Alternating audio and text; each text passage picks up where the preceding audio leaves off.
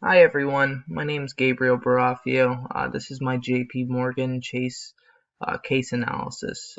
So what to do with Chase Sapphire cards and its customers. So the problem here in this case is Chase Sapphire. Have they promoted the right brand to the right customers with its unique credit cards? So we saw in this case that Chase Sapphire has a really unique credit card strategy.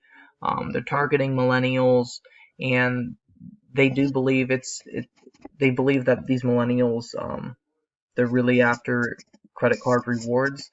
So what's the best way to try to capture that market, and what rewards would work best for these situations? So the Chase Sapphire brand, this is a really good quote that I liked. It was in the case. It said they've managed to take something from being a stupid card you carry in your wallet to a part of your identity. So this is referring to the weight of the credit cards. Um, Things as simple as making your card a little bit more bulky, using metallic instead of plastic. They refer to the card whenever you put it on the table, the thud that it makes on the table. If you're going out to eat, uh, it's a card that people notice.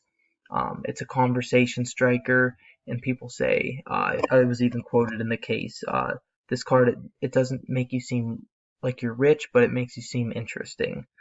So this is all tying back into that personal, that unique brand that Chase Sapphire kind of promotes through their credit cards. So obviously they promote experiences and not products, like I just mentioned.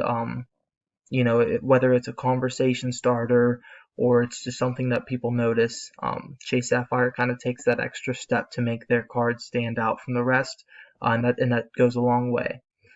Chase Sapphire also tries to sell experiences through rewarding travel and dining expenses through its credit cards.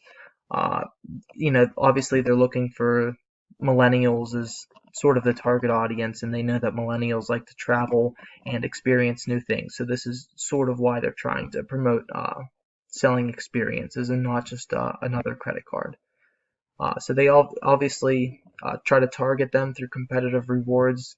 We'll see later on in this presentation some of the unique factors that each credit card has, and how that would tie into the different segments of the credit card market.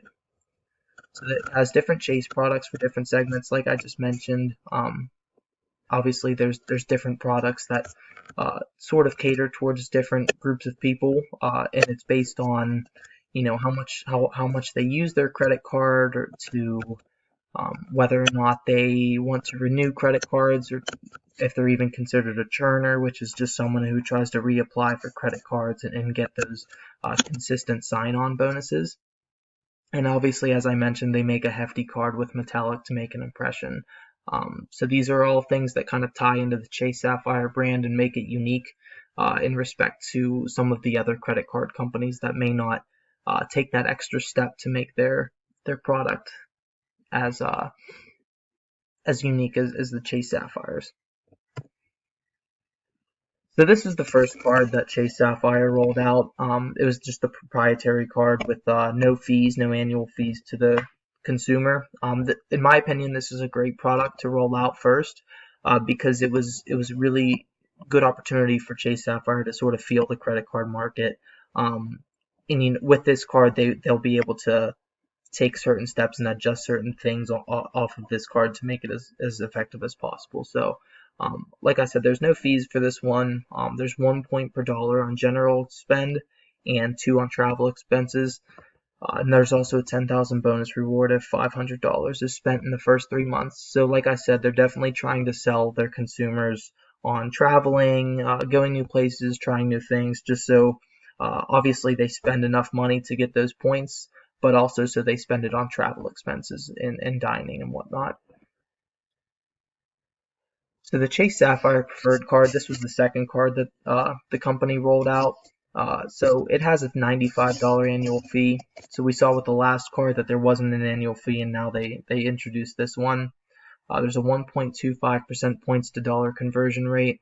Obviously, this is an increase from just the 1 point to dollar conversion rate we saw in the last one. There's 50,000 points if someone spends $4,000 in the first 3 months, and there's double points on travel and dining.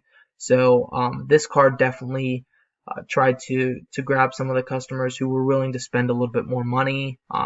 Chase Sapphire knew that they could charge a smaller annual fee and still maintain most of the consumer base that they had with the no fee.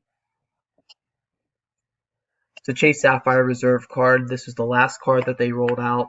It has a really much bigger annual fee as compared to the $95 one with the preferred card. This one's $450. There's 3 points per dollar on travel and dining. 1.5% points to dollar conversion rate. So obviously, like I said, these are both increasing from the preferred and especially from the first proprietary card that they rolled out. This card is definitely catered toward people who are willing to spend more money and spend more time using their card. So this might point out to the transactors and the revolvers, as opposed to the dormants who may not be looking to renew their card.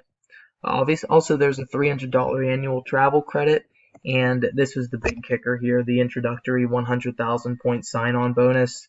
The case even said that there was people calling in just asking if this was real because this is something that probably hadn't been introduced to the credit card market, and it offers consumers a really great opportunity to sign on with Chase Sapphire and kind of get a lot of these benefits that younger millennials who are on the move constantly, this is perfect for them. All right, so comparing transactors slash revolvers and dormants. So the transactors and revolvers, they both spend more money. The credit balance that they carry, $0 for transactors and 50% of annual spend for revolvers. So transactors like to pay off whatever they use within that month. They don't like to get hit with any of the fees or interest rates. And revolvers are sort of about half of that. The interest rate average for this group is 21%. They obviously both renew the card at the $400 annual fee. Transactors account for 30% of all card holders, and revolvers are about 43% of all card holders. Looking at the dormants, they only spend enough to earn the sign-on bonus. Like I said, these are the kind of the people that might be churners. They just sort of want to get those introductory bonuses, like we saw the $100,000 points with the reserve card. The credit balance they carry is $0 because they're probably not using it on a consistent basis or even at all. They do not renew at the $450 annual fee. They're less receptive to new business, and it makes up about 28% of all the card holders. So the product design. How can Chase Sapphire team optimize its product brand to this segmented consumer basis? I believe the solution here is relationship management. So relationship management, Investopedia categorizes it as a strategy in which an organization maintains an ongoing level of engagement with its audience.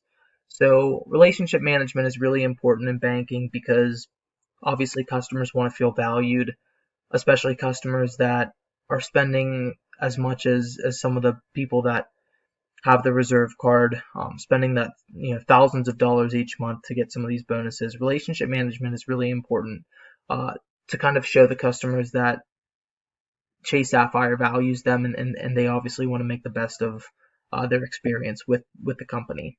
So what can relationship management do for this sort of segmented consumer basis?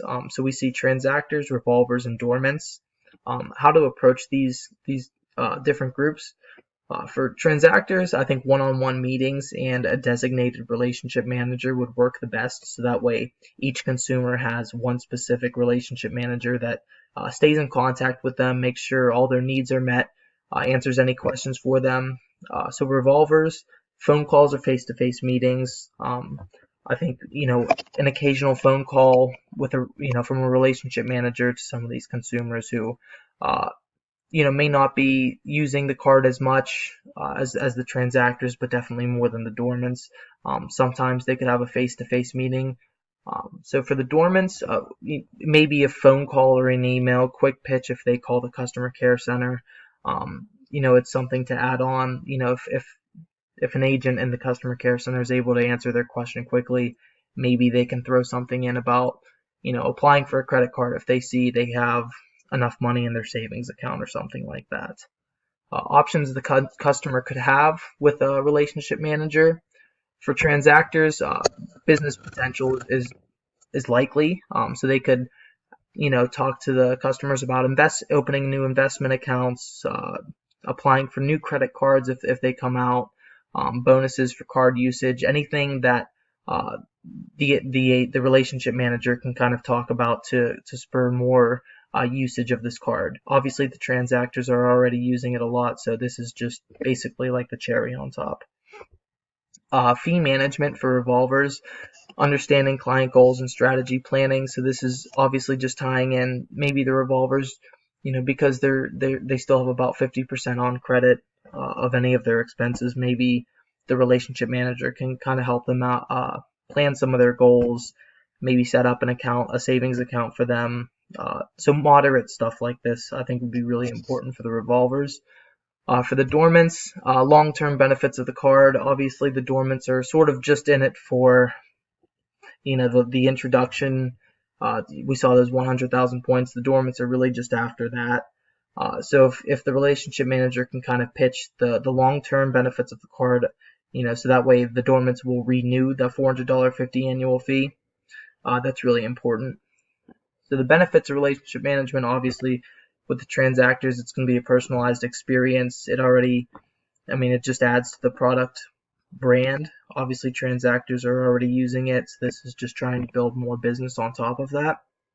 For the revolvers, it provides focus for the customer and opportunity for the business. So if the relationship manager is able to establish some financial goals with the revolver, maybe they would be more inclined to open up a new credit card or a new savings account. So that's obviously potential for more profit there. For dormants, it's a safety net for potentially lost business revenue. Obviously, most of the dormants are not going to renew their fee, so whatever the relationship manager can do to, at least get some of the dormants to start renewing their credit cards. So why relationship management works for JP Morgan Chase?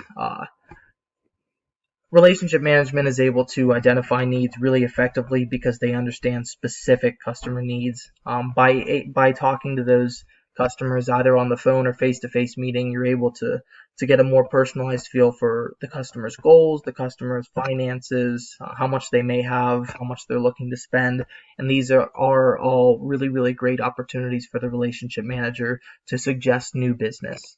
The Chase Sapphire card already promotes a personalized experience. Like we saw with the customer care center, that tailored phone call. This is the same thing. This is just a tailored agent trying to build new business. Also, the card's really expensive to manufacture, but it makes a statement. This all sort of ties into the brand, which is essentially what relationship management would help with. Customers are drawn from the Reserve card are still new. Obviously, this is a really great time to pitch new business opportunities because it hasn't even been a year for the Reserve card, so obviously relationship managers would be able to suggest more long-term options for the customer. Obviously, relationship management is cheaper than anything that would require manufacturing, construction. It's not really a risky investment because you're investing in human capital. Also, correctly trained RM relationship managers will build new business with the current clientele. So like we saw with the transactors example, if you're able to suggest new business opportunities, you'll be able to definitely grow your business as well. So has Chase Sapphire been successful? Absolutely. Obviously they've promoted this unique product. They've targeted segmented markets. We saw in the case they reached their new customer acquisition goal in 2 weeks, and they're able to promote this brand as something for interesting people, which is really, really important. In order to capitalize on the momentum, though, they definitely have to invest in relationship management to help facilitate some of the long-term business. That is it. Thank you. These are my references.